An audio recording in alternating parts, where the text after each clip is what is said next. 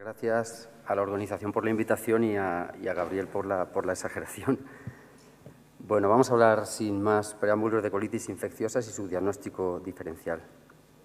Primero revisaremos los hallazgos radiológicos en los tipos más frecuentes de colitis infecciosas en países desarrollados con un abordaje topográfico y después desarrollaremos el diagnóstico diferencial. Para ello hablaremos brevemente de la enfermedad inflamatoria intestinal, de la colitis isquémica, de las colitis iatrogénicas y de otras colitis. Y empezamos con las infecciosas. Hay numerosas bacterias, virus, hongos y parásitos que pueden afectar al colon. La mayor parte de ellos tienen tendencia a afectar a determinadas áreas del colon. Van a producir un cuadro clínico con más o menos diarrea, más o menos sanguinolenta, con un dolor abdominal más o menos intenso y con determinadas localizaciones en función de la afectación, y también con más o menos datos clínicos y analíticos de inflamación sistémica. El diagnóstico en general se alcanza por medios clínicos, epidemiológicos y microbiológicos, pero como todos sabemos, somos radiólogos, no es raro que se pida nuestro concurso.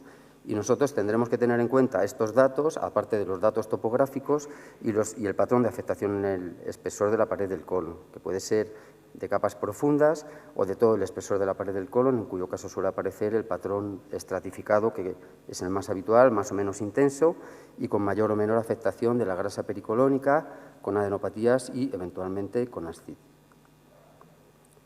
Vamos a ir de proximal a distal y empezamos por las colitis derechas. El Campylobacter es el germen que con más frecuencia causa ileocolitis, en general por consumo de carnes de ave, evidentemente contaminadas, poco cocinadas. Suele ocasionar un cuadro de diarrea aguda, en general con poca sangre o sin sangre. A veces hay dolor, aunque no es tan típico como en la Yersinia, y puede tener relación con la enfermedad inflamatoria intestinal y la enfermedad inmunoproliferativa de intestino delgado.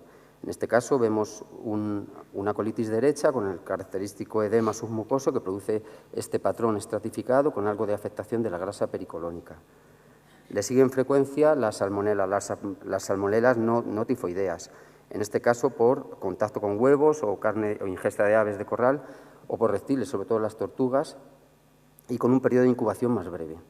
Los aspectos clínicos y radiológicos también son muy similares a los del Campylobacter. En este caso vemos el aspecto ecográfico con el engrosamiento ecogénico de la capa submucosa y vemos que también hay adenopatías mesentéricas. En cuanto a la Yersinia, que es rara en países subdesarrollados, es por consumo de carne de cerdo contaminada y en este caso suele predominar el dolor, dando el cuadro de pseudoapendicitis, por lo que es más probable que pidan nuestra ayuda. Vemos en este caso en una ecografía un engrosamiento inespecífico, estratificado, con cambios pericolónicos, hipervascularizado, con adenopatías. Es característico de la Yersinia que tiende a acantonarse en el tejido linfático de la faringe. Por lo tanto, si coexiste una faringitis con un episodio de dolor en fosa ilíaca derecha, es un buen diagnóstico probable. También pueden asociarse otros cuadros como eritema nodoso y artralgias. En cuanto al Mycobacterium tuberculosis, tiende a afectar al ilion terminal y al colon derecho. Normalmente se adquiere por consumo de leche contaminada o por ingesta de esputos contaminados en caso de coexistencia de tuberculosis pulmonar. Y pueden verse adenopatías calcificadas, como en este caso, donde la afectación ileocolónica es estratificada y discreta y coexisten adenopatías. Esta es la afectación del colon derecho, la del ilion terminal, las adenopatías calcificadas. También puede haber adenopatías necróticas, como en este caso, hipocogénicas en ecografía, hipoatenuantes en TC. Coexiste en este caso una afectación miliar esplénica. El proceso ileocólico además puede ser transmural, con ulceraciones, con fistulizaciones, abscesos, y en este caso puede simular una enfermedad de Crohn, como en este paciente que estudiamos con tránsito intestinal y con TC, con un plastrón inflamatorio importante en la fosa ilíaca derecha y una fístula ileocólica. Igualmente puede asociarse con peritonitis tuberculosa, con los hallazgos característicos de ascitis tabicada que centraliza las asas, una infiltración estriada del epiplom mayor, un engrosamiento lineal del peritoneo visceral y también del peritoneo parietal. Bien, la entamoeba histolítica, por su parte, como todos sabéis, es endémico, es un germen, un protozoo, que en su forma de trofocito invasivo puede afectar sobre todo al colon derecho, es endémico de regiones tropicales y subtropicales, por lo tanto lo veremos en inmigrantes de estas áreas o en viajeros que hayan permanecido más de un mes en ellas. Suele afectar al ciego y al colon ascendente y respeta al ilion característicamente. En la forma aguda puede producir un engrosamiento infundibular característico del ciego y en la forma crónica puede simular una masa, como ocurrió en este caso, extraído de la literatura, donde se sospechó neoplasia y el diagnóstico se alcanzó en el estudio histológico, donde se ven los trofozoitos con los restos de los hematíes ingeridos.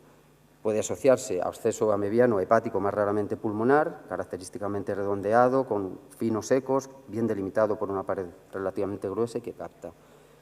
El anisakis es este nematodo presente en pescados marinos infracocinados, que es muy invasivo de la pared gástrica y en pocas horas puede producir un cuadro de reclutamiento de eosinófilos y de intensa reacción inflamatoria que ocasiona este intenso edema de la capa submucosa.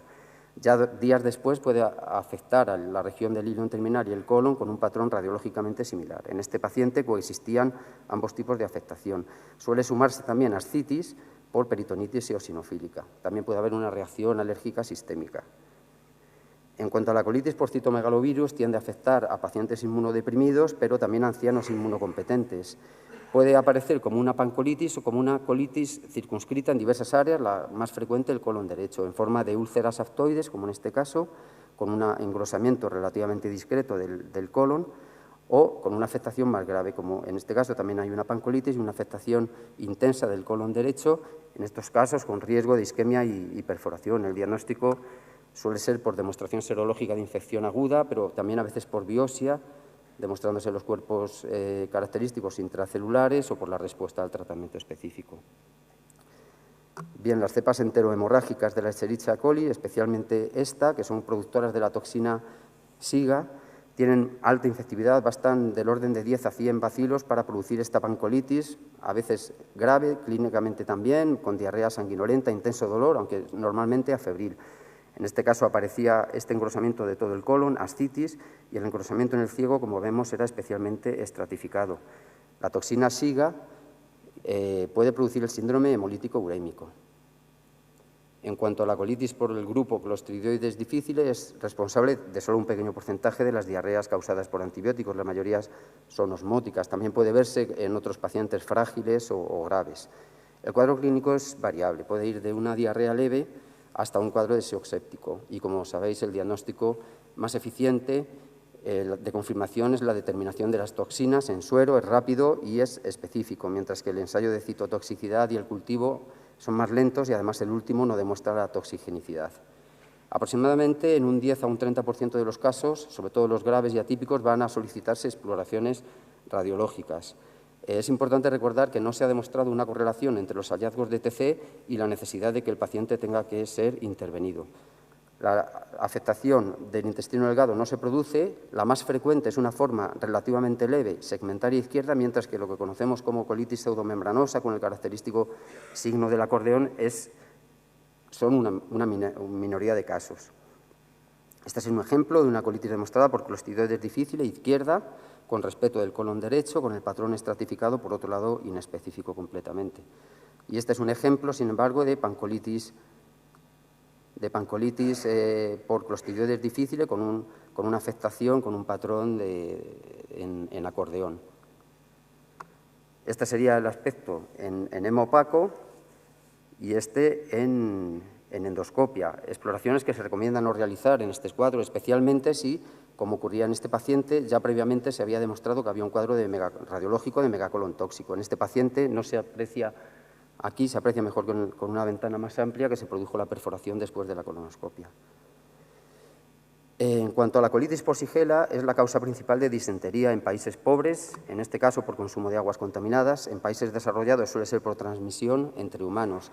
Característicamente afecta al recto y al colon distal y produce un cuadro de diarrea escasa con predominio de productos patológicos, a veces dolor intenso y fiebre intensa. En este caso había una afectación demostrada por Shigella del recto y del colon sigmoide con marcados cambios perirectales.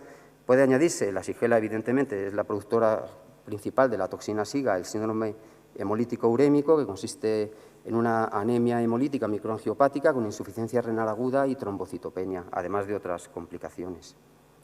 Y terminamos ya nuestro viaje infeccioso por el colon con la proctitis por Chlamydia trachomatis, responsable del linfogranuloma venéreo, más frecuente con diferencia en varones homosexuales, donde aparecen ulceraciones y nodularidad intensas, con marcados cambios pericolónicos, a veces con adenopatías, con este aspecto endoscópico y que plantea el diagnóstico diferencial pues, con otras enfermedades venéreas que puedan afectar al recto, como la neisseria, la gonorrea, citomegalovirus, el herpes, pero también con la enfermedad de Crohn, entre otras. Y pasamos al capítulo de los imitadores, del diagnóstico diferencial. Muy brevemente de la enfermedad inflamatoria intestinal, luego se hablará. Recordar que tiene un curso crónico y en brotes que suele afectar a pacientes jóvenes y, por lo tanto, deben seguirse las recomendaciones a LARA. La colitis ulcerosa tiende a presentar una afectación continua desde el recto, que en un 10% de los casos aproximadamente se extiende al ilion terminal y en un 40% de los casos viene a ser pancolónica. Mientras que la enfermedad de Crohn tiende a afectar a la región ileocecal y es una afectación parcheada. En algo menos de la mitad de los casos hay colitis por Crohn y en un 20% de ellos de manera aislada. El Crohn tiende a ser más penetrante, con ulceraciones, con fístulas, a veces también enfermedad fistulosa perianal, abscesos y también con mayor grado de ingurgitación vascular. Dos ejemplos de afectación rectal por enfermedad de Crohn y colitis ulcerosa. Vemos que la afectación por enfermedad de Crohn es más intensa, con marcado edema submucoso, con adenopatías, con cambios perirrectales y también con mayor realce. Este cuadro radiológico puede ser indistinguible de un linfogranuloma venéreo. Y un ejemplo de una pancolitis ulcerosa, en el que vemos que se afecta sin solución de continuidad desde el recto hasta el ciego, en un cuadro también indistinguible de cualquier pancolitis infecciosa, aunque en algunas áreas se adivinan pequeñas ulceraciones en capas profundas. La reconstrucción MIP demuestra que la ingurgitación vascular y las adenopatías no son, desde luego, patrimonio de la enfermedad de Crohn. Un ejemplo de una enfermedad de Crohn con afectación segmentaria del colon izquierdo y también de un tramo de intestino delgado, la afectación parcheada. La afectación del intestino delgado, además, producía una obstrucción intestinal. El cuadro radiológico aislado de la afectación colónica es indistinguible de alguna colitis segmentaria infecciosa y un cuadro de enfermedad, un ejemplo de enfermedad de Crohn con afectación ileocólica, fistulizante, como vemos aquí, está la afectación del colon derecho con datos de inflamación, de actividad inflamatoria, y la del ilion terminal con trayectos fistulosos. Puede simular también una tuberculosis o más bien al revés, ¿no?, por la frecuencia. En cuanto a la colitis isquémica, pues bueno, aproximadamente la mitad de las isquemias gastrointestinales afectan al colon y es la segunda causa de sangrado intestinal agudo. La causa puede ser oclusiva, tanto arterial, a veces pueden verse isquemia de otros órganos, como venosa, aunque es mucho más frecuente que sea no oclusiva en el colon. En el colon también es más frecuente que la presentación clínica sea más moderada que en la isquemia de intestino delgado, generalmente autolimitada. Tienen peor pronóstico las de localización derecha y las que asocian shock hipovolémico o insuficiencia renal crónica. De los datos radiológicos nos quedaremos con dos. La isquemia tiene, digamos, valores intermedios de afectación en cuanto a estratificación o a conservación de la estratificación mural y a longitud entre los de las afectaciones inflamatorias y las neoplásicas. Veamos algunos ejemplos de afectación isquémica del colon izquierdo, que es la más frecuente. Este sería un ejemplo de isquemia húmeda en la fase de reperfusión del colon izquierdo, con engrosamiento hipodenso de la capa submucosa en el territorio de la arteria mesentérica inferior. A veces pueden verse las características impresiones digitales, el thumbprinting, que también podemos reconocer en la reconstrucción de colonoscopia virtual en esta región del colon, con menor estratificación en este caso. Ecográficamente también suele verse menos estratificación que en la afectación infecciosa, además con menos demostración de vascularización en estudios Doppler o con contraste. En este paciente, además, en el estudio ETC sin contraste por insuficiencia renal, había hemorragia intramural que se comportó como hiperatenuante y muchos cambios pericolónicos. También puede haber hemorragia en casos de colitis isquémica y cuando se sospecha intensamente y se quiere demostrar, pues las fases tardías, cuando ya excretan los uréteres, son las más eficaces para ver la extravasación endoluminal del contraste intravenoso. En la fase crónica, este puede ser el aspecto residual del colon izquierdo, con pérdida de la obstrucción, aspecto en tubería de plomo, que puede simular al de una colitis ulcerosa en fase quiescente. La colitis derecha es más infrecuente y también más grave. Aquí un ejemplo de una colitis isquémica derecha con marcado edema submucoso, el aspecto ecográfico muy similar al que veíamos antes y el aspecto en TC donde se ven factores de riesgo vasculares que apoyan la hipótesis de isquemia, como la telomatosis, la compresión del ligamento a cargo del ligamento arcuatomedial del diafragma del origen del tronco celíaco u otros. En la evolución puede aparecer gas intramural y es importante distinguirlo del gas que rodea las heces. y es un dato de isquemia transmural, igual que lo es la presencia de gas en áreas en el sistema venoso esplácnico, como en esta colitis isquémica izquierda. Debemos distinguirlo de la isquemia, de la presencia de gas intramural benigna, de la neumatosis intestinal benigna, bien sea lineal o quística, como en este caso en el ángulo esplénico del colon. En raros casos puede haber una proctitis isquémica aislada o una colitis isquémica en territorios frontera o una pancolitis isquémica en estados de bajo flujo o una colitis isquémica aislada del ciego, como en este caso, donde era muy circunscrita. Esto suele verse en casos de patrones anómalos de bifurcación o de división de las ramas distales de la arteria ileocólica. De la colitis neutropénica habló ayer ya la doctora Meña. Muy rápidamente diremos o reforzaremos el mensaje de que es más frecuente en pacientes con neoplasias hematológicas sometidas a quimioterapia, en los que la neutropenia, junto con la quimiotoxicidad directa y otros factores, produce una translocación bacteriana, un aumento de la permeabilidad mucosa, con consecuencias pues, realmente graves, que el patrón radiológico más frecuente es el de tiflitis del ciego, suele ser un engrosamiento importante que le sigue en frecuencia de afectación el colon derecho y el intestino delgado. Un ejemplo de un paciente varón joven con leucemia mieloide agudo con una tiflitis cecal, y aunque es infrecuente en tumores sólidos, en ocasiones se puede ver. Este es un paciente con una neoplasia de recto, T3N1, que en el estudio, en el curso del tratamiento neoadyuvante, desarrolla neutropenia y desarrolla una colitis del colon, de todo el colon derecho, una colitis neutropénica. La presencia de gas esplácnico y de gas intramural puede ser también un signo de necrosis transmural, aunque no siempre implica la necesidad de cirugía. También en estos casos, este era un paciente con un linfoma que tenía una tiflitis y que debutó con rectorragia, que es otra de las complicaciones posibles de la colitis neutropénica. El estudio TC demostraba la extravasación del contraste desde la rama cecal de la arteria ileocólica.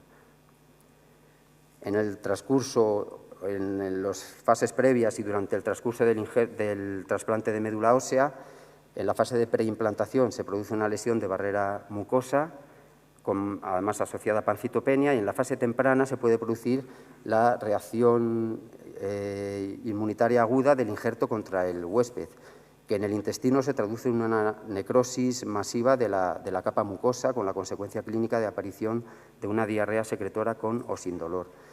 El dato radiológico que vemos es la hipercaptación continua de la mucosa. Lo de continua es muy característico, con más o menos edema submucosa por la alteración de la permeabilidad. Este es un ejemplo. Vemos el realce continuo de la mucosa del intestino delgado y también del colon, con un engrosamiento moderado, y este es el tejido de granulación que sustituye a la mucosa denudada, que es lo que realmente está realzando. Este es otro ejemplo de la literatura donde vemos la afectación continua desde el estómago hasta tramos distales del intestino, sumándose a afectación también ureteral y vesical, en este caso con marcado edema submucoso. La misma alteración de la permeabilidad mucosa puede hacer que el contraste oral, si se administra, quede retenido dentro de la capa submucosa y luego no salga de ahí cuando se produce la curación mucosa.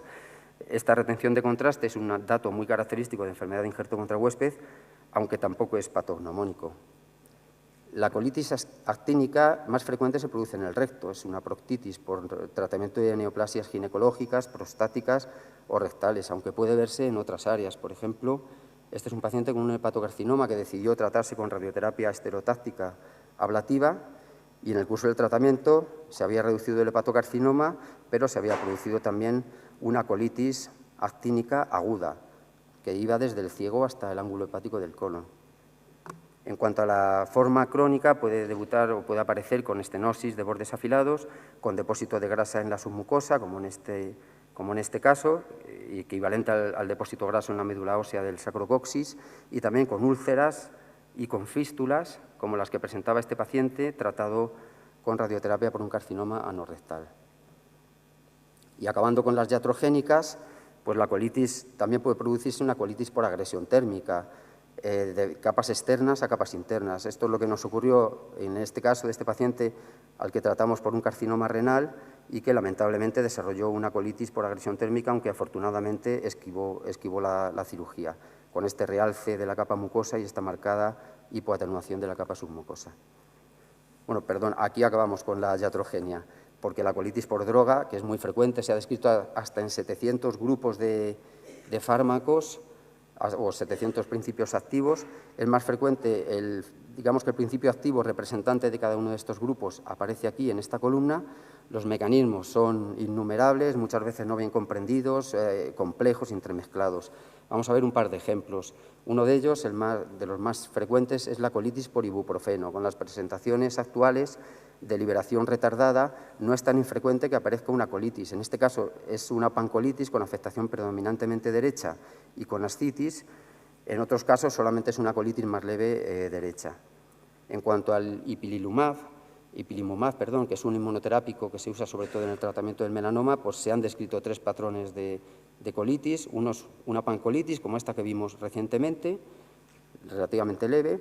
Otra es la colitis segmentaria asociada a diverticulosis preexistente, esto es antes y esto es después de iniciar el tratamiento, que suele aparecer lógicamente en el colon sigmoide. Y otra, descrita recientemente en este artículo, es la proctosigmoiditis aguda. El mensaje es, vemos una colitis, sepamos si el paciente tiene algún antecedente que nos interese y también si está sometido a algún tipo de tratamiento. Y vamos ya finalmente con el capítulo de las misceláneas. En la diverticulitis aguda es raro que se plantee el diagnóstico diferencial con una colitis infecciosa. Suelen ser engrosamientos de entre 10 y 15 centímetros. La clave es demostrar el divertículo que centra el proceso inflamatorio tanto en la pared colónica como pericolónico. Suele estar en el sigma, en localizaciones más atípicas puede ser algo más difícil, como en el colon izquierdo proximal o en el ángulo hepático del colon, como en este caso. En cuanto a las neoplasias, la que puede simular infección es el carcinoma mucinoso del colon, que tiende a afectar al ciego y al apéndice en pacientes más jóvenes y con peor pronóstico. La propia mucina puede simular edema, como en este caso, aunque bueno, en este caso evidentemente no nos equivocamos, porque era un caso demasiado llamativo, con adenopatías también hipodensas. El linfoma eventualmente podría dar pie al diagnóstico diferencial por la longitud de la afectación, por no ser obstructivo, pero suelen coexistir adenopatías, afectación de otros órganos. En este caso había un gran linfoma del ángulo esplénico del colon, con una infiltración, con pérdida absolutamente de la estratificación, con una masa de partes blandas que infiltra el mesenterio y con afectación de otros órganos, como la vesícula, el útero y adenopatías además. Sin embargo, hay casos más complicados, como este paciente que debutaba con una afectación linfomatosa del bazo, pero también con diarrea y dolor. Se veía este engrosamiento estratificado del colon derecho. En el cultivo se demostró, creció un Campylobacter y, sin embargo, en la biopsia endoscópica se demostró que también había infiltración linfomatosa. Aproximadamente en un 10% de carcinomas escirros distales puede asociarse una colitis obstructiva proximal por obstrucción linfática que tiene riesgo de isquemia y, por lo tanto, de fallo de la anastomosis.